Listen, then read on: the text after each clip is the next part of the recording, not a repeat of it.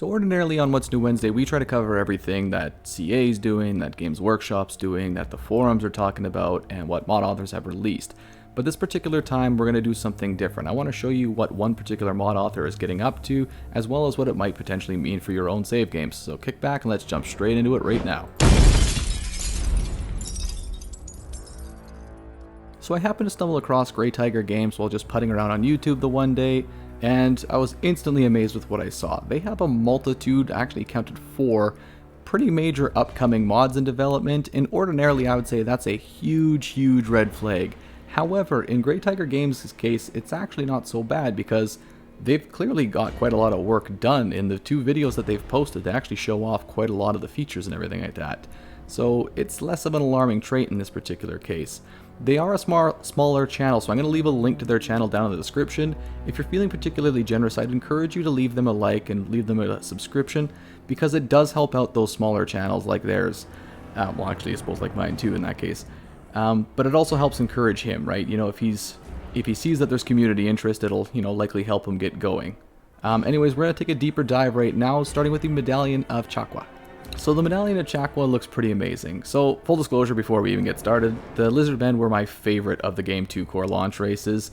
As much as I thought the Skaven looked kind of fun to play as, and as much as Malekith's voice actor was probably my favorite audiophile in the entire game, I defaulted to the Lizardmen. I thought they were a really fun race to play as. I liked how they worked in battles and campaigns.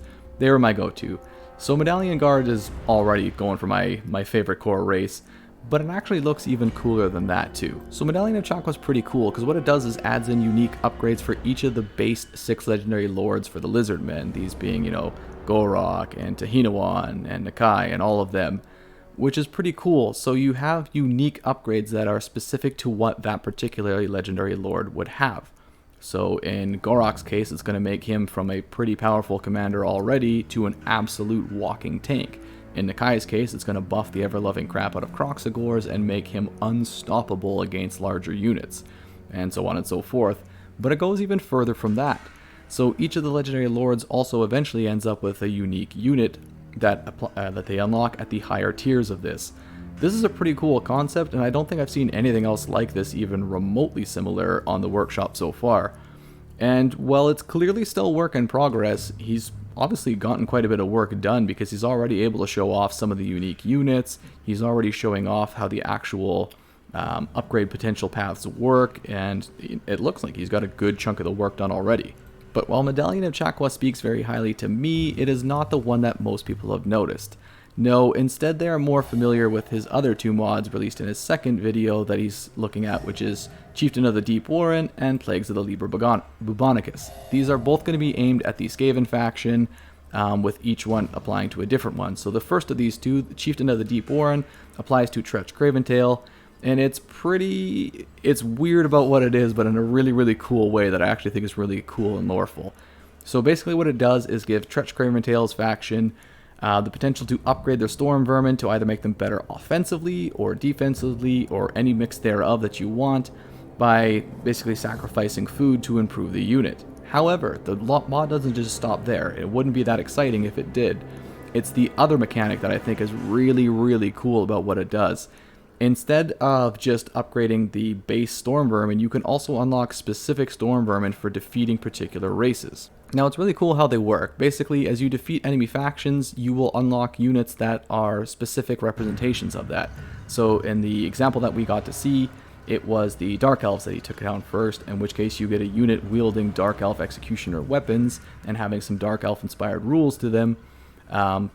But he has it for all 13 units. He actually showed off the models for each of the 13 units already too. Now there's obviously still a little bit of work to go. I noticed that the descriptors for them didn't really seem to make sense depending on what the unit's for, and the unit cards are obviously still just plucked directly from the conquered faction.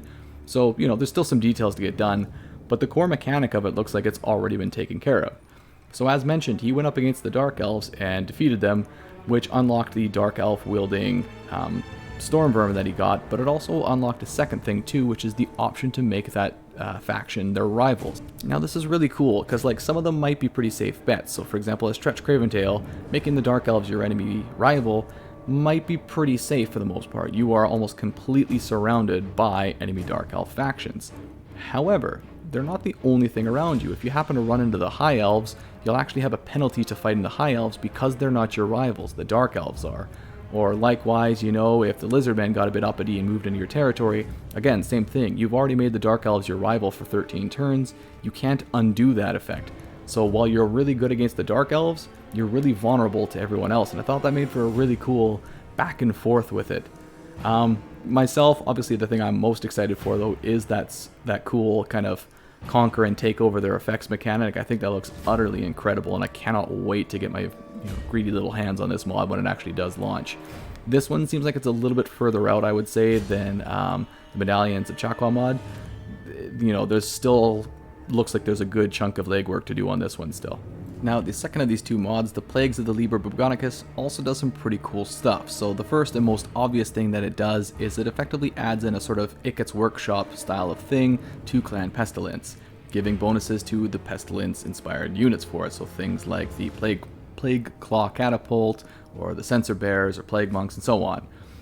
It also does add a unique unit in for them too, called the Scourge Sentinels. They're sort of a short range but high power missile infantry, and they also look like they're pretty decent in melee combat too, so you can kind of, there's sort of a jack of all trades, master of none potential style unit for it.